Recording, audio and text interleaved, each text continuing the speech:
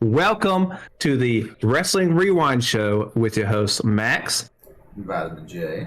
And where, as always, we review the Monday Night War between WCW Nitro and WWF Raw.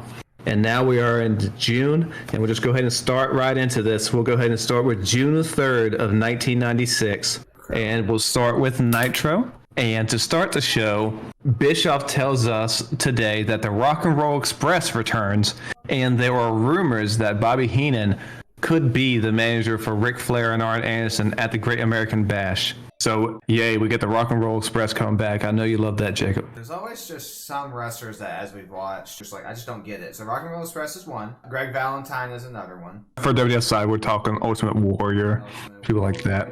Anyways, we also get a recap of Shark versus the Giant that happened last week, and then we also see footage of Bubba shaving his head. And that leads us into an interview with the Shark. Shark comes out with no shark gear on or face paint. He is simply John Tenta now, which is his real name. Tenta tells Mean Gene that the reason he has not shaved his head yet is because he has to relive that moment every day, and it reminds him of what happened to him. You somewhat get where they're going for, but it just doesn't work in execution. Is this the famous, I'm not a shark, I'm not a fish? Yep. So, I'm about to get into it. So, Tenta, this is a famous meme promo that he's about to do. He says he is not a shark, he's not a fish, he's not an avalanche, he is a man. So, he's not a shark, he's a man. And he says he's a 500-pound man, and he will hurt the man that did this to him, and he will shave the head of the giant so that he feels the embarrassment that he felt. I don't know about you, but I'm not buying the 500. No. The promo itself, I mean, it wasn't bad. Delivery's fine, but it's just gotten memed now because of the I'm not a shark, I'm a man thing. I like Earthquake, but I like him as Earthquake. But him as a shark or whatever, I'm not. There, let's go ahead and go to the first match. It is John Tenta versus Big Bubba. You'll be seeing this matchup quite a bit. Yep. This is not going to be a technical affair. Tenta, he's angry. He charges towards the ring, and he goes ahead and gets some shots on Bubba, and he gets a scoop slam as well. But during the match, Shivani on commentary mentions a USA ad that advertised Johnny B. Bad and Vader for tonight's show, but he tells us they no longer work for WCW, and they don't play with the big boys anymore. So we got to get a shot on some people on the way out. Shot in there. Mm-hmm. But let's go ahead and just fast forward to the end of the match here. At the end of the match, John Tenta grabs the scissors that Bubba brought with him, and he goes towards Bubba to cut his hair, obviously. But Bubba rolls out of the ring, and he kind of freaks out and leaves, and he gets counted out. So Tenta wins, but he did not get his revenge. This feud goes on for a bit too long. I think Tenta could have potential to do something if, I mean, the way they presented him with this half facial hair, there's no way anyone could take him seriously. Half facial hair is dead on arrival. Yeah. Because imagine, like, this dude goes home, sees, like, I don't know if he had kids or not. I imagine he did. He sees his kids, his wife, whatever, and then he just looks ridiculous. Yeah, not a good look. And again, Nitro right now is 2 hours, Raw is 1 hour. So we're usually going to go 2 matches for Nitro. Then we'll talk about a match for Raw. So we'll do that now. We'll go to the second match for Nitro. It is High Voltage versus Faces of Fear, and Jacob's favorite jobber tag team. They are a product of the WCW Power Plant. That's their developmental thing, kind of like WWE's Performance Center these days. And this is Faces of Fear, which is, of course, is Barbarian and Ming. Barbarian gets one of the two High Voltage members. I still can't remember their names. Barbarian hits a top rope overhead belly-to-belly suplex as well, and it looked great. And the finish is Ming kicks, again, one of the two guys with a side kick to the head for the win. It was a short squash match, but it starts to seem like WCW is going to push the Faces of Fear, and we're about to get some good moments with Faces of Fear coming up. Did you mention the Bill Watts line? No, I did not. Okay, so there's a point in this match with High Voltage. You know, obviously Barbarian did a move or a pump handle slam, and Sabisco made a crack of. That's one thing we don't need is High Voltage around here. More Watts, reference to Bill Watts. So I thought that was a funny little dig. I did not catch that. But after this, we do get a backstage interview with Sting and Lex Luger, who are still the tag team champions. And Gene asks Lex Luger how much will be left of him to face the Giant after his tag team title match tonight. Luger says the intensity last week with the Steiners was high, and the footage showed that things got out of hand. Luger says things were fine before Rick Steiner came out, and that's when things got out of hand. And Luger whines a little bit about people always painting him as the bad guy. Sting does mention, hey, Lex, you were the one who kicked Scott last week. and that would be the Steiner's argument for getting involved. And Luger says that they all go way back with the Steiners, and he tells Sting that if Scott was his friend, then why would he try to suplex him on the concrete? Would friends do that?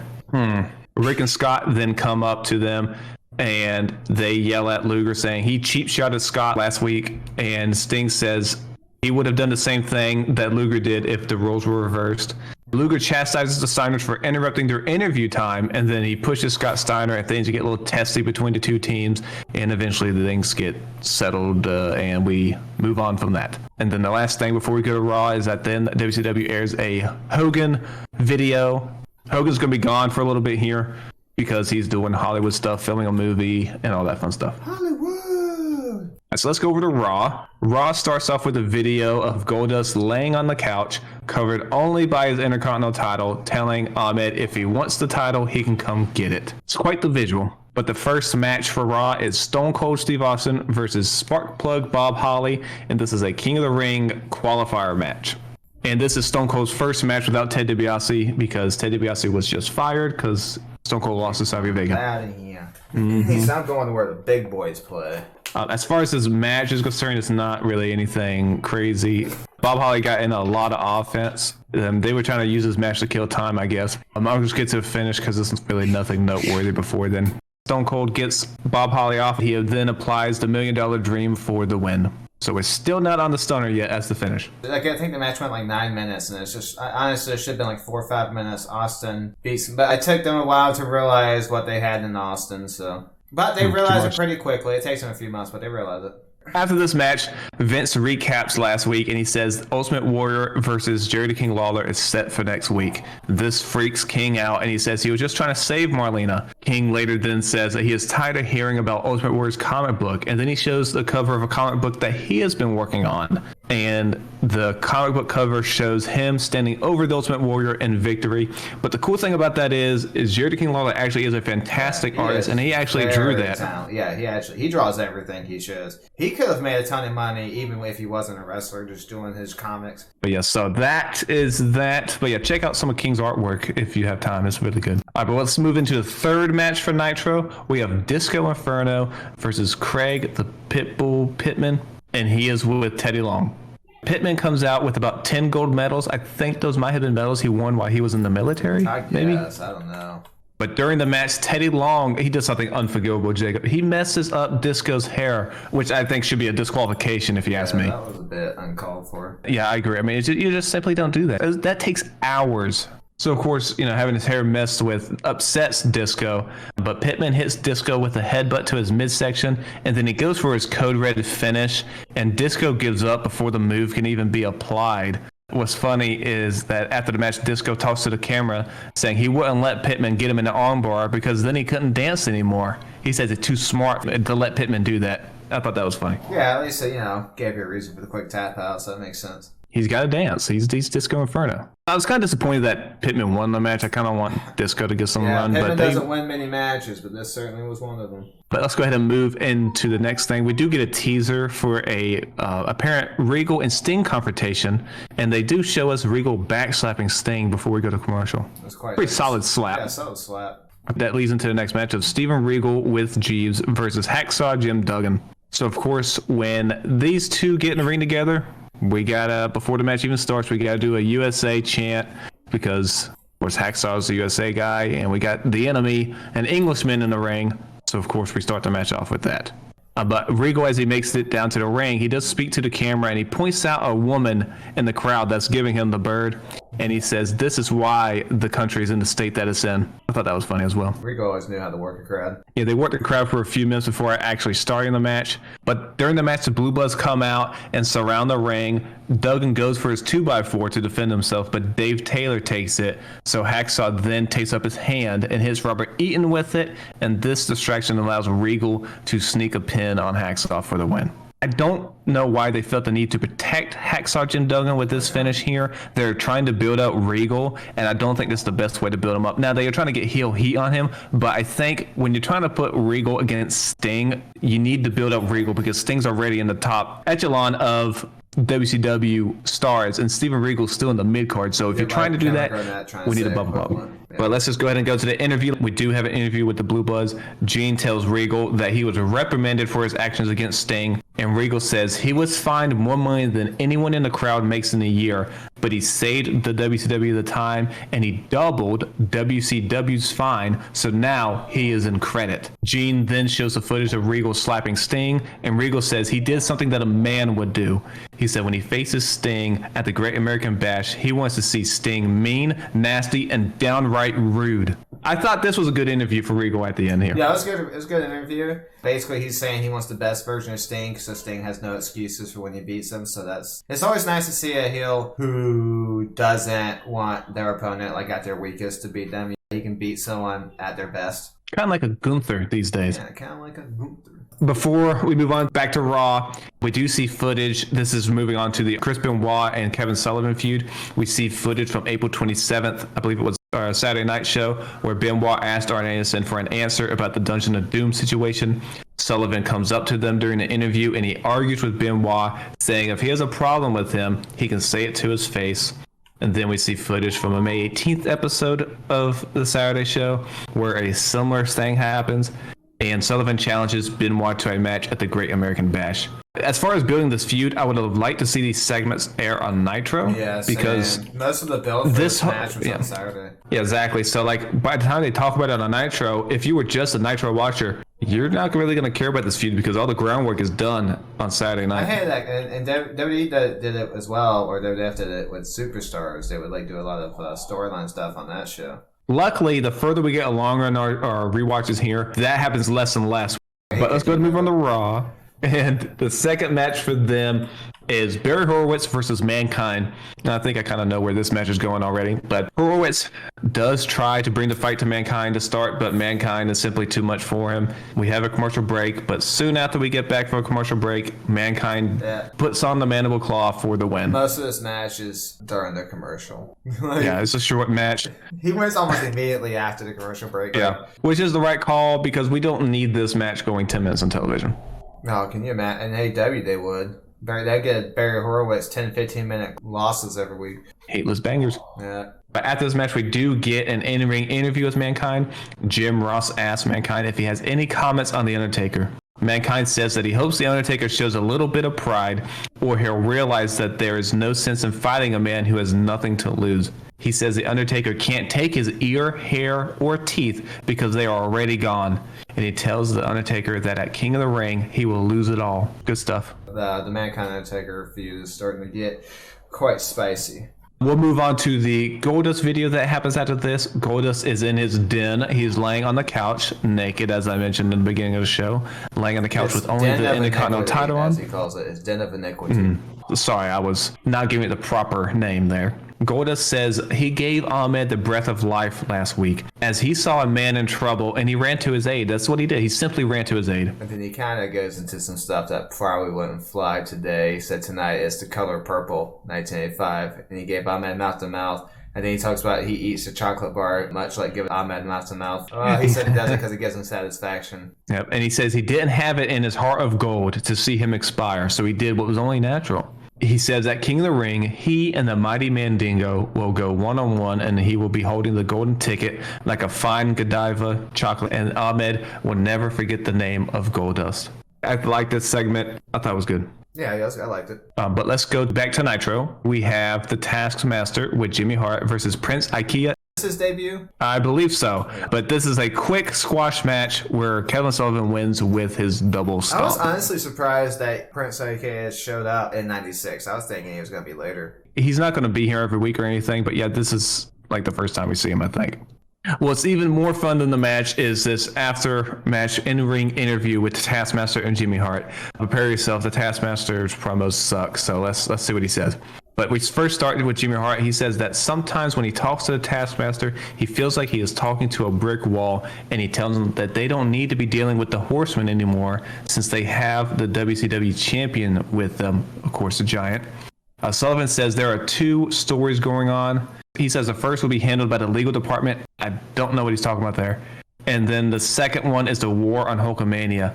Sullivan says that when Hogan comes back, he'll be looking for someone, including them and the Giant.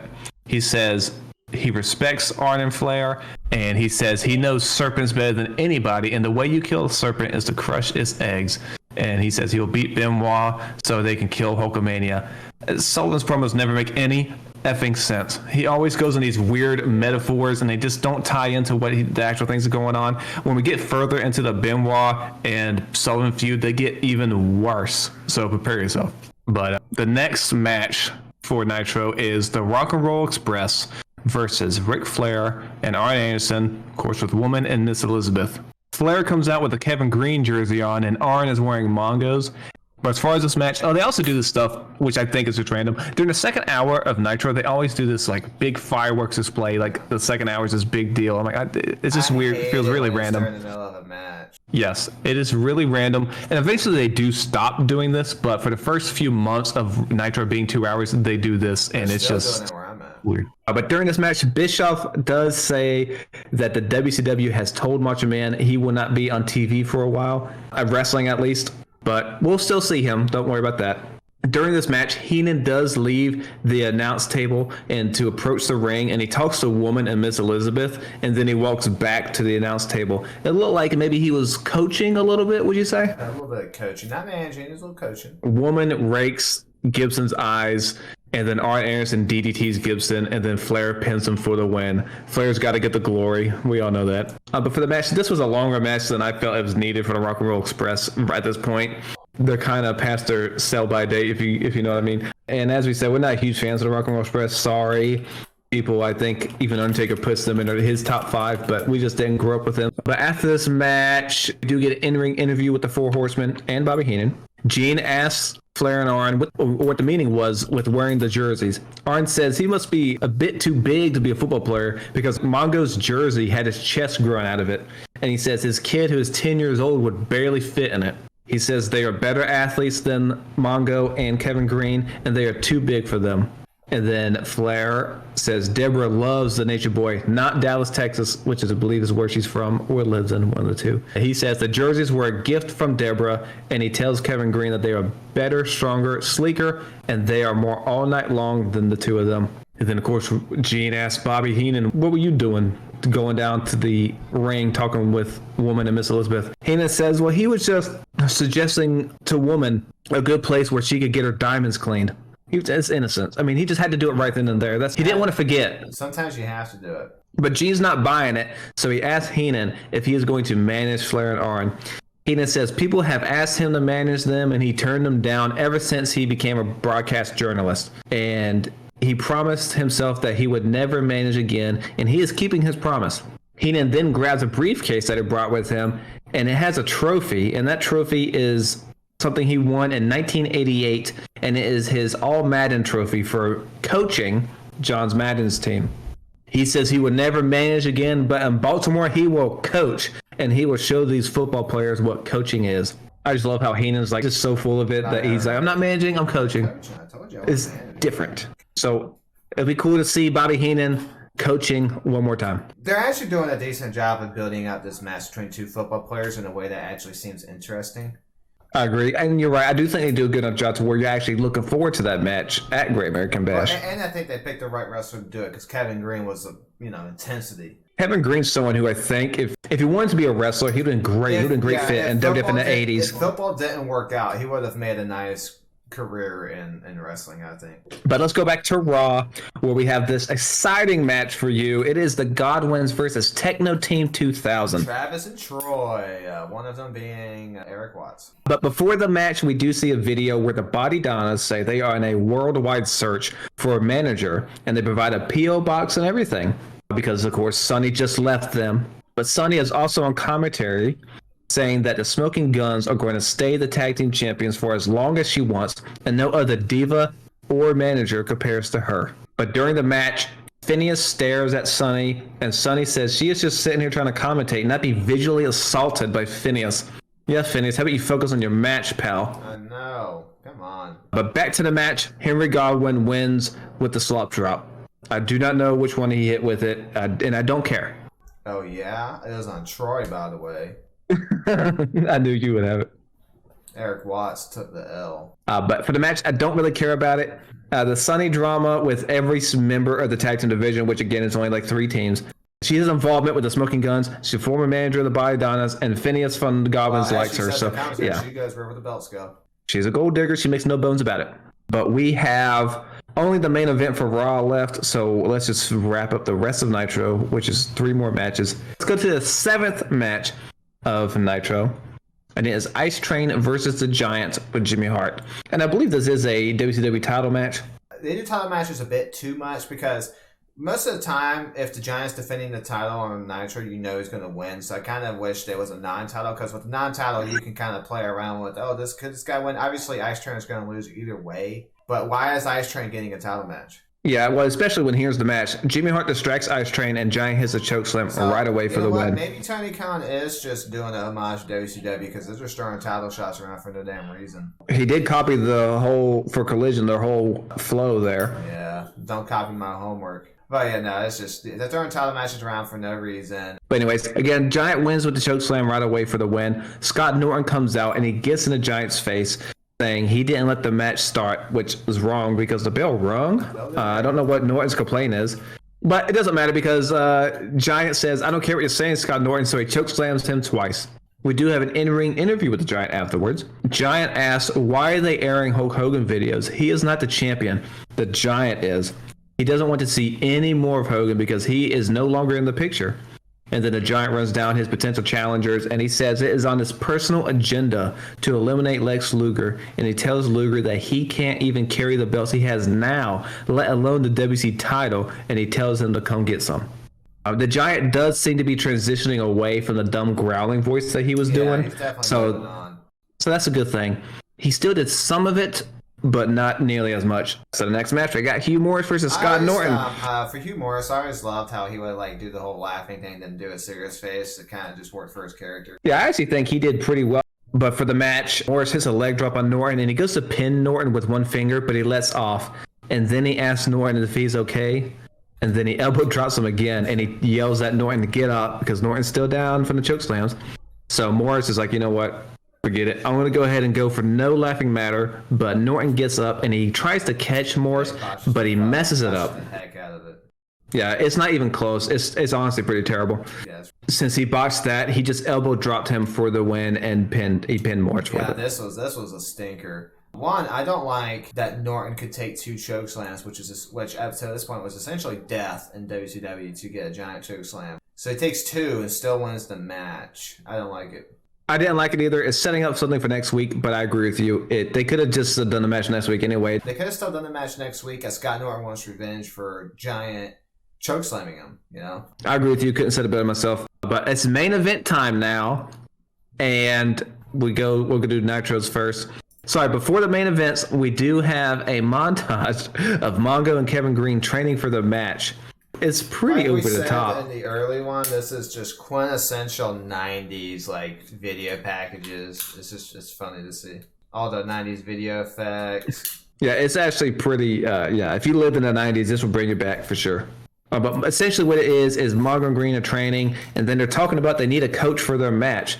So then they suggest maybe Macho Man will coach us. So then they leave their training area to go see if Macho Man will manage them. Because again, Bischoff said we won't be seeing Macho Man wrestle for a while, but he never said anything about coaching. Yeah, I thought it was a creative way to get Macho Man to still be on TV. Yes. But now it is main event time. Main event of Raw is Jake Roberts versus Hunter Hearst Helmsley as another King of the Ring match, the first round of the King of the Ring tournament. Yeah, Jake the Snake comes out to a pretty decent pop from the crowd. And during the match, Vince McMahon does make mention of DiBiase leaving the WWF, and he says that Razor and Diesel, they are no longer associated with the WWF in any manner, and says they both intend to pawn themselves off as the stars they once were and perpetuate a ruse that they are still representing the WWF, but are actually under contract with a rival organization. And this, I thought he tries to take the heat out of the storyline before it even really begins. Yeah, I did not know that Vince made mention. Technically, this was before Diesel even showed up. Exactly, that's what I'm saying. So this is before Nash even shows up. So that's crazy to me. So it must have been an extremely open secret that Nash was coming. I never heard this mentioned before that Vince No. kind of spoiled match like, coming, but yeah, that's probably the most interesting thing that happened during this match to me. But as far as the match, Jake the Snake calls for the DDT, but Triple H drives him in the corner as we go to commercial. But after the commercial, Jake the Snake hits the DDT, this time for the win. And then after the match, Jake the Snake puts the Snake Revelations on Triple H, and he teases he is going to put the snake in his pants, but he doesn't, thankfully. And then he celebrates, holding Revelations to end Raw. And I think this is part of Triple H's burial that we're talking about that only lasts for a few months. I think this is part of it. The rumor is that Triple H was supposed to be winning this King of the Ring originally, so it's a pretty big deal that he lost in the first round. But as far as main event, not the most exciting thing, which is kind of a theme of Raw's main events at this time. You can always tell when you're in the middle of a taping. I suspect this episode is the middle of the taping, the second hour of it. I mean, we've had main events recently, Undertaker versus Bradshaw. Like, come on. Yeah, we're going to get, Undertaker, Salvatore Sincere. But let's just go ahead and go to the main event of Nitro. And it is the Steiner Brothers versus Sting and Lex Luger for the WCW Tag Team titles. A heck of a lot better main event than Raw. During the match, Bischoff tells us that Macho Man is calling in, and he says he isn't allowed to have a match. But as we mentioned earlier, he says they never said he couldn't coach. And if Mongo and Kevin Green need a coach, then he will do it. We go to commercial after that phone call. They do hit some of their big moves here. Sting does Stinger Splash on Rick Steiner and puts the Scorpion Deathlock on him. But Scott breaks that up. Scott Steiner gets tagged in and he hits a belly-to-belly on Sting. And then he puts him on the top rope and he hits the top rope Frankensteiner. But Lex Luger breaks that pin up. And then Luger gets tagged in. Everyone's getting their stuff in. Luger gets tagged in and he hits the power slam on Scott Steiner and then he racks him up. But Rick Steiner kicks Luger in the midsection to make him let go. So we're doing all the hits, which I like. And then the match starts breaking down with all four men in the ring. And then the Giant eventually makes his way to the ring and chokeslams Rick Steiner. But then the Giant starts to go after Luger. And the ref calls for the bell. So I believe is it no contest? Was he rolling here? So the Giant goes for the chokeslam on Luger, but Luger gets out of it, and he gets some shots on the Giant, and then Sting, Scott Steiner, and Lex Luger team up and go after the Giant. I believe Lex Luger is the one who clotheslines him out of the ring, and the Giant is furious. He's pissed. But then, Scott Hall makes his way to the announce desk before the show ends, and Hall tells Bischoff's kind of freaking out. He's like, no, not you, or whatever. And then Hall tells Bischoff to calm down. But he says he had such a good time last week, he came back for more. He tells Bischoff that he started a war and now he has one. But Sting comes up to Hall and he tells him that he came out last week and said some horrible things about WCW. And he tells Hall that this is the jungle. This is the WCW. And he mentions that he doesn't see Hall's two partners that he mentioned. And it's just the two of them. So they should go one-on-one. Hall says, hold on. If he wants a fight, he's got one. But no one tells him what to do or when to do it. And so he flicks his toothpick at Bischoff, and Sting slaps Hall, and then security guards come in and kind of separate them. And then Scott Hall, to end the show, said he tells Sting that he has a big surprise for him next week. And he puts his hand up above him. So he's basically, he is heavily implying someone like Giant. So obviously I think many people know that it's going to be Kevin Nash, Diesel. Especially if you also watch Raw, you would know who won the ratings. Because I would wager that Nitro won, but I've been surprised before. Let's see. Nitro won 3 to 2.3. But so far as winners for this week, I would agree with the people. Nitro had them beat. Nitro had them beat. So I think it's pretty simple. Nitro just had better stories. The Raw's matches aren't really intensive. They did set up the King of the Ring.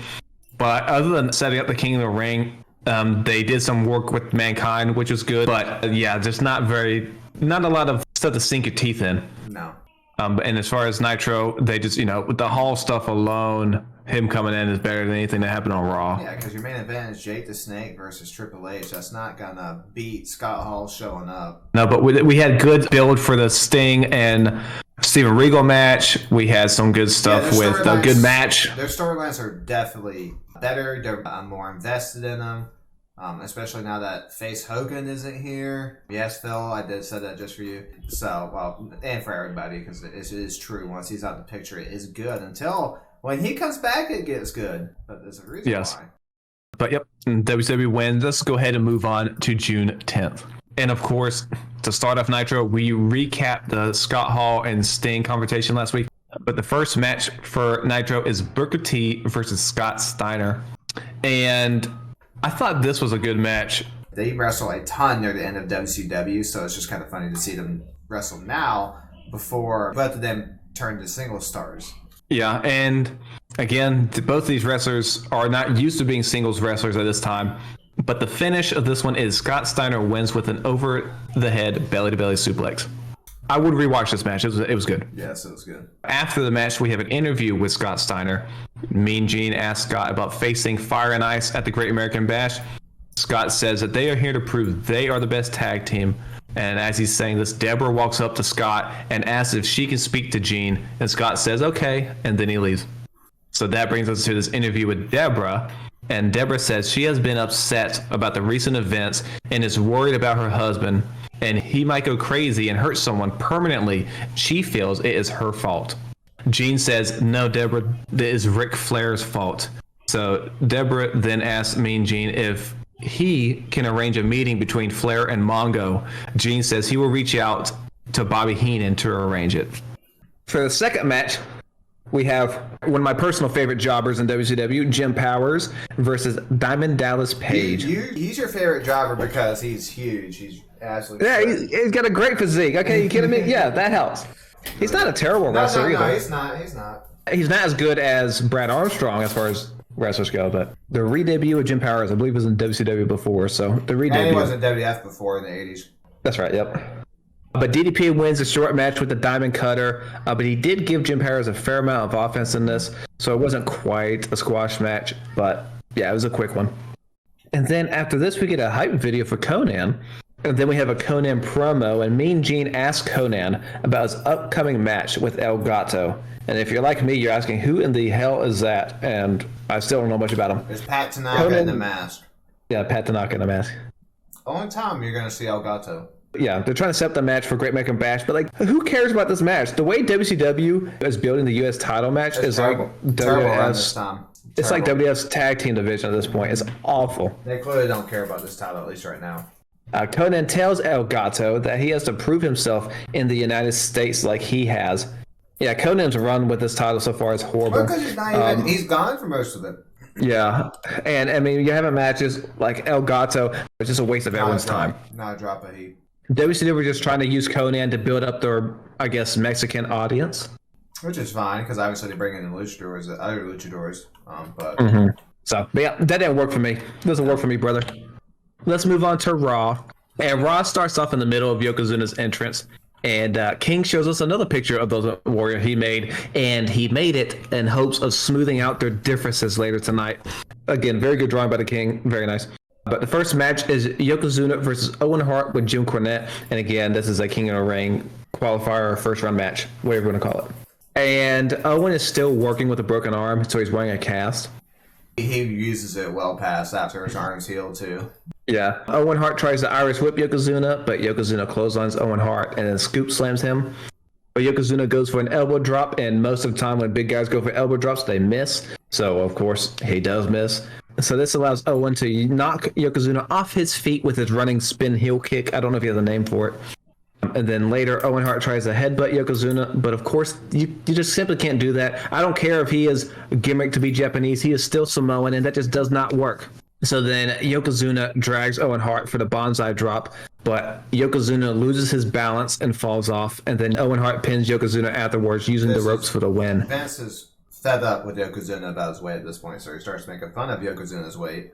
Well, and the way he lost, too, I didn't like that because, like we mentioned earlier, I thought the face run or build was actually pretty good, getting good reactions. But this essentially killed him off. You had him lose his balance like a bumbling fool. And the way he lost to Stone Cold SummerSlam pre-show, same thing, similar, except for the turnbuckle fell. So it's just very disappointing. I thought I had the chance, but it is what it is. And then we have an after-match interview with Yokozuna as well. Yokozuna says he can't believe he lost, and he isn't the Yokozuna he used to be, and he says he has to go and find himself. This was their way of kind of writing him off in hopes that he would lose some weight. Doesn't really work out, yeah. So it just is what it is. And then we also see footage of one of their many different shows at the time called The Action Zone, and has an interview with Jake the Snake, and he's talking about his past drug addictions. It seemed like a pretty candid interview, and I wish I could have kind of showed that on one of the shows that you could actually find footage of. I know, right?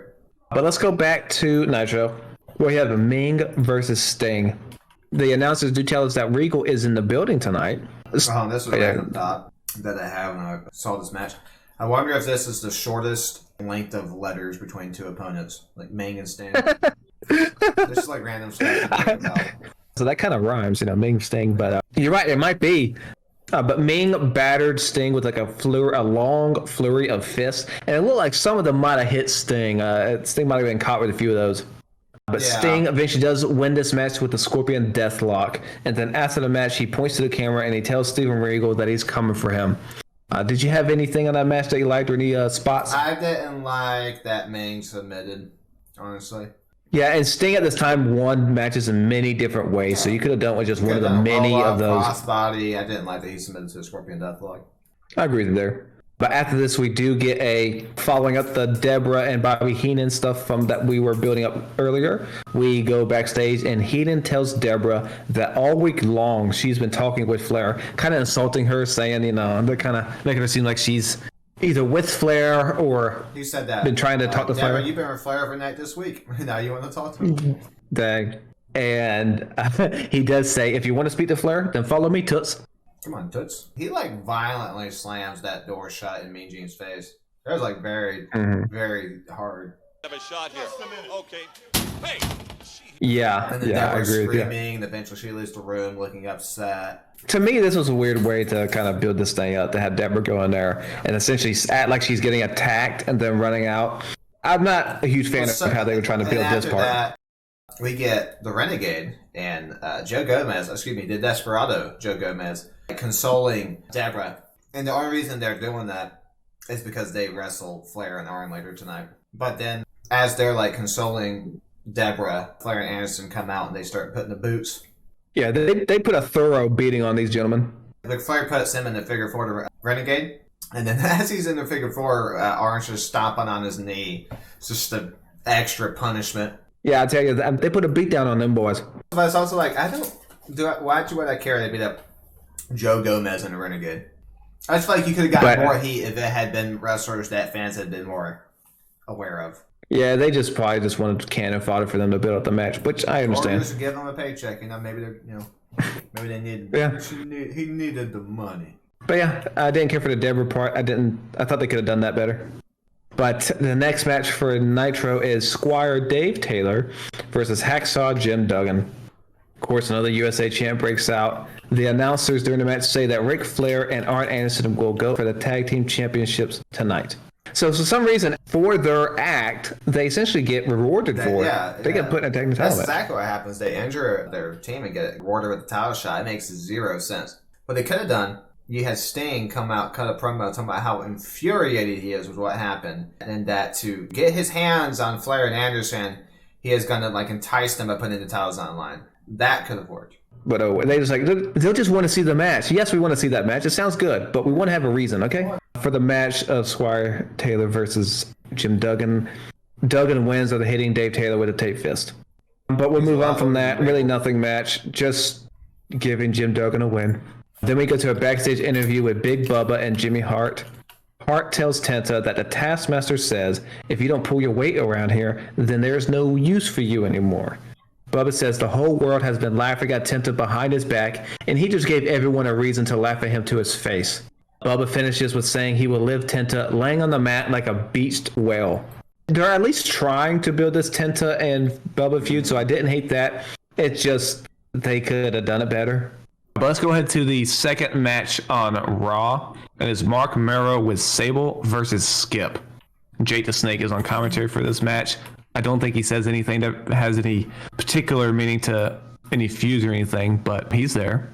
But the finish sees Mero put Skip on the top rope, and he hits the Frankensteiner for the win.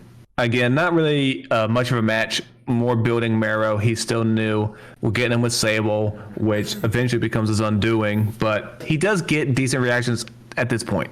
Yeah, and no match with Skip's going to do you any favors. No disrespect to Chris Candido's. It's more so Skip.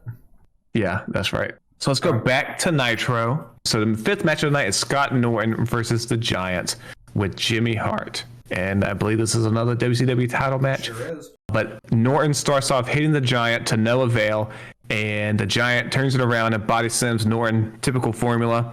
Norton tries to do a couple splashes on the Giant, but he catches a big boot. And Giant then chokeslams Norton on the outside and rolls him. A pretty solid chokeslam too. But he rolls him back into the ring for a quick victory. Yeah, it was a minute 42. Dang. And then after the match, the Giant goes to attack Norton, but Luger comes out and stops the Giant.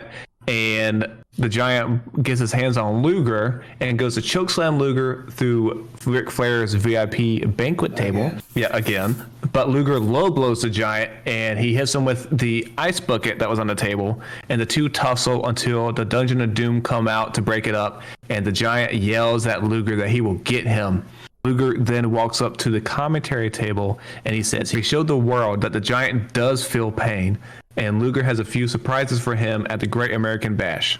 The only thing I really have on this is that they're doing a pretty good job of building the Giant to be dominant and look to be unstoppable. They're doing it. Yeah, they were doing a really good job up until he goes to NWO. But the next match for Nitro is Billy Kidman versus Steven Regal. And I believe this is the first time we see Billy Kidman on Nitro. I didn't realize he came this early. Yeah, because I didn't know he was a did jobber. Stuff like this, jobber for years until like Raven's Flock, essentially.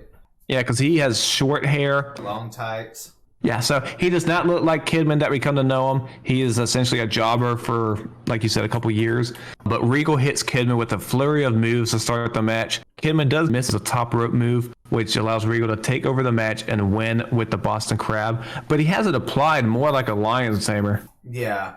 There was a point where Kidman misses 450 and that, but Regal's taunt to him, like he's mocking him. That's pretty funny.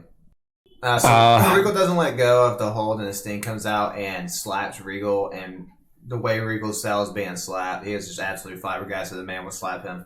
Great selling by Regal. This is a short feud they're doing, I believe, after this match that they have. It's essentially over. I think they did a good job building it up in only 2 weeks. Yeah, it seemed like but I would like to continue a bit longer. Regal a push, and then they just stopped for some reason. Yeah, I agree. I don't know why the push stopped because, yeah, this is definitely the most mic time he's gotten in a while. And I think he did a good job with it. I'm not quite sure why they pulled back. Yeah. But yeah, after that, we do get a Nasty Boys pre-recorded segment, and they tell Public Enemy they're stepping into the fire and are going to get burned. Because the next match we got is the Nasty Boys versus Public Enemy. This match, again, like a lot of these matches between these teams, it uses a lot of the split screen layout, which makes it difficult to follow along. There's a little difference is they mentioned that Johnny Grimes broke his hand yesterday and he's wearing a cast. But yeah, the split screens WCW uses, they are so tiny. It small. Drives me nuts. Why not just have to? Oh my god, I hate when they go split screen. That's like, and especially back in the days, like people didn't have big TVs, so you like really squint and see what the heck's on there. But yeah, so I don't like that. But Rock at one point goes to leave the ring and to get a trash can, but when he brings it to the ring, he immediately gets punched and drops it. So and then he doesn't like do anything else with it. He went all the way over there, brought it back, got punched immediately, and was like, you know what? I guess that didn't work. It was legit just get a reaction from the crowd to pop for the weapon. Yes, I just thought it made him look dumb, and I just thought it just looked bad. Well, Public Enemy didn't need any help looking dumb. Come on now. What? I know. I like the Nasty Boys better, and I don't really like the Nasty Boys. Yeah. But the ref rings the bell when Skaggs hits Rock with the trash can, so he did something with it. This caused a DQ. After the match, Skaggs says to the camera that Public Enemy just got nastified. Because again, everything's got to tie into being nasty with the Nasty Boys. We're from Nastyville because we're just nasty. The next, we did get a Hulk Hogan video, the same one we did last week, and this one in particular, they have a lot of footage of Hogan slapping Vader around. I don't know, that might have been on purpose. Just maybe. And before we go back to Raw, we do get a Mongo and Kevin Green video showing them training for their match. I'm moving back to Raw. And we have an in-ring promo with the Ultimate Warrior. So there is Ultimate Warrior is wearing a hat, and there is a reason why he's wearing the hat, and I'll go over that after we talk about what happens during this segment. All right, I like to hear it because I don't think I know myself. So Vince and Jerry Lawler are in the ring because remember Lawler trying to make amends to the Warrior and smooth out their differences. King says he and the Warrior need to settle their differences, and he tries to insinuate that he did the Warrior a favor because being a king is hard, and being a king puts a target on you. So he really did Warrior a favor by getting that match that he was in for the King of the Ring, like double count out. So King tells the Warrior that he loves his comic book, and he tells the Warrior, I'm an artist myself. And he made something for him, and so he presents it to the Warrior, and tries as a piece he asks... and he also praises Ultimate Warrior's comic, which is, it wasn't. I think the artwork was fine, though. The artwork was fine, but, I'll give it that. I never read one, but the artwork looks good. So King tells Warrior, here, take the present. And Warrior says King may be an artist, but he sees King as the biggest con artist there ever was. Got him. Yeah. I thought that was one of his Warrior's better lines. And he said he could appreciate the art, but there's only one King in the WWF, and that's Warrior. He said King Green's going to kick his ass. And then they didn't censor out ass, I don't think. Lawler then hits Warrior from the back, from behind with the portrait. Now, if you watch it, you notice that and the glass shatters. But if you notice when he actually hits him, he hits him with the back instead of the glass side, so the glass shatters and basically hits King instead. There is a reason for that, and it also goes into why Warrior's wearing a hat. So apparently Warrior was really concerned about, he didn't want to get hit with glass. And so King told him, and he didn't want to get glass in his hair, but King told him that he would hit him from behind like that, and where the glass shatters on King instead of Warrior, but that still wasn't good enough for Warrior, so he wore a hat to the ring, and people did not like that. I didn't know that though. Interesting. But yeah, after he gets hit, he chases after King, and that's that. But as now we're to the main events of both shows. For Raw, we have the British Bulldog with Jim Cornette, Diana, and Owen Hart versus The Undertaker with Paul Bearer. But before the match, we do have an interview with Shawn Michaels. But so pretty much Cornette comes. I guess they do like a split with Cornette, and he says that after settlement for Clarence Mason's lawsuit on Gorilla Monsoon, Cornette is allowed to pick a special referee for the title match. And I mentioned that because the look on Shawn Michaels' face as he's hearing Cornette talk about they can do the special referee, it's hilarious. Shawn looks defeated. Yeah, he looks like, oh, man, He's like, the deck is getting stacked against me again. Shawn says his word was gone when he felt like he lost the title. He feels he let the click down. So he says he's looking forward to righting that wrong. So Cornette says Shawn Michaels will rue the day he ever saw Cornette or Bulldog. So we're just trying to build up, oh goodness, who is Cornette picking to be the special referee, which to me isn't really that exciting of a thing, Yeah. Yeah, they're just trying to stack the deck against Shawn Michaels so that way it feels impossible. Kind of what they did with John Cena. All right, so Undertaker hits old school, and the way Bulldog sells it is really funny. he flops down. It's nice. Let's see, another thing during the match. This is a long match. It has multiple commercial breaks in it. Undertaker also has a great scoop slam. I have a Twitter account called Scoop Slam Enthusiasts. I post good scoop slams. I'm going to try to do it daily. That's a good account, people. Good scoopies. Good scoopies, yep. Hashtag scoopies. But later in the match, after we get back for commercial, we see a WWF Superstars line, and the question of the day is, has Brian Pillman joined the WWF? So my question was, why would they spoil that for themselves? I know, right? Like, why would you? I guess it was to drum up interest, but I don't know. But later in the match, we see Undertaker hit the choke slam on Bulldog, who gets up kind of quickly from it, but he gets clotheslined out of the ring. Undertaker rolls Bulldog back into the ring, and the Undertaker goes to get into the ring, but before he can't quite get into the ring. He can't figure out why, so he looks down, and Mankind is holding his dang leg, and it causes the Undertaker to get count out, and then the Bulldog and Mankind, beat up on the Undertaker after the match. Cornette gets Bulldog to leave, and Mankind then power drives the Undertaker, and then WWF officials come out to stop him from his savage attack on the Undertaker. He just has it out for the man. Again, I think they're doing a fantastic job of Mankind at this point. Yes. I mean, he is absolutely vicious. Let's compare it to another recent person just came in who I think they've done a decent job building up, Vader. I would say the build for Mankind has been better.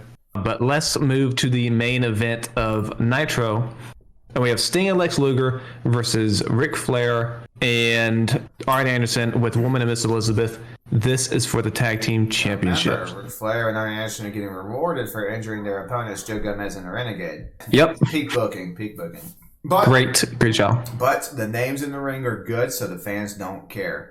Ric Flair on his entrance, he speaks to the camera and he asks Macho Man if he knows what they say about lonely women.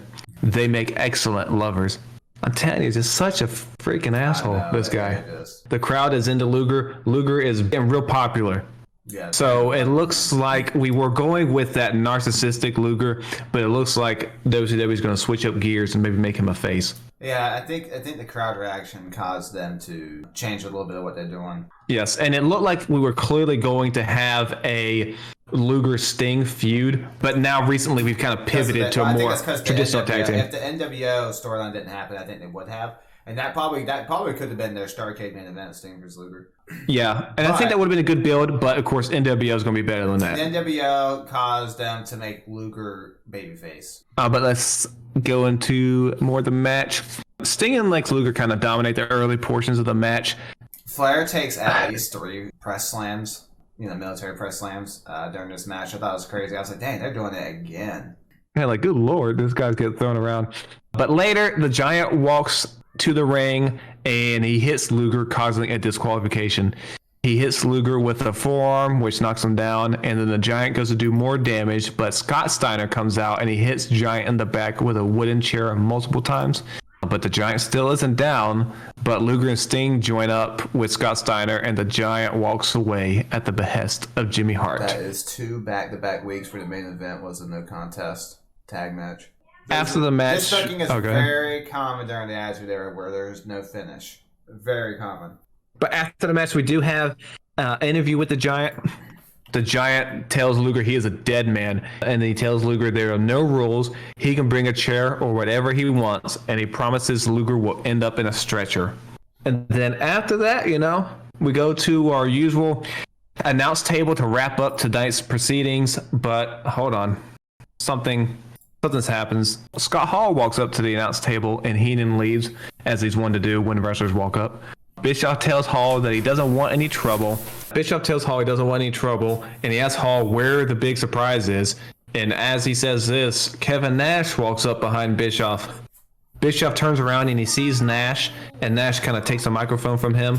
Nash then tells Bischoff that he has been running his mouth for 6 months, and they are not here to play. Look at the adjective, verb, Nash. Yeah, he knows that now. And Nash says, we don't play. He tells Bischoff he is here. He says he has 3 people. You know why? Because nobody wants to face us. Yeah, he's insinuating the WCW is too scared to face them. Nash then asks Bischoff again where his team of 3 is, and he asked Bischoff if he couldn't get anyone cleared by the paleontologist or get enough guys off of dialysis. So he then mockingly asks where is Hogan or Macho Man. Bischoff tells Nash that he will be in the offices of WCW this week, and he will try to find them a team to go against. Bischoff tells Hall and Nash to show up, and he will get them a fight. And the outsiders go to leave, but before they do, Nash tells Bischoff the measuring stick just changed around here, and you're looking at it, which of course is one of the most famous lines in the Monday Night War history. Yeah. That up there. So again, Scott Hall's like, you know who I am, but you don't know why I'm here. Exactly. Any DVD, anything that goes over this will mention those 2 lines pretty much. This was a classic WCW moment. Let's do the rating first. What's the rating? All right, the rating, obviously I'm going to give it to WCW. Let's see what the rating. Raw actually won this week, 2.7 to 2.6. And I think this might be the last time Raw wins. Yep, this is last time until they break the streak. So this is the wow. So the streak starts next week, or next week. Yep. Interesting. Yes, I agree. WCW, again, just more compelling TV. You got the Hall and Nash stuff coming, so I think even for us, WCW's better go in a streak as well. Oh, yes, absolutely. Raw gets a little tough until late 96, honestly. Is there anything really on this Raw that would want you to go back to watch it? I don't know. There's nothing that would you rewatch this episode of Raw again if you weren't doing this? I don't think so. No, probably not. I didn't like what they did with Yokozuna. The Ultimate Warrior promo. Yeah, I don't care. The main event I thought was a pretty decent match, but yeah, not a lot of sizzle. Their main hook was who was going to be the special guest referee of the Shawn Michaels match. Not nearly as compelling as is that Diesel that just came up? Is that Razor Ramon? No. WCW is killing them in the story department right now. So yep, that's an easy W for WCW.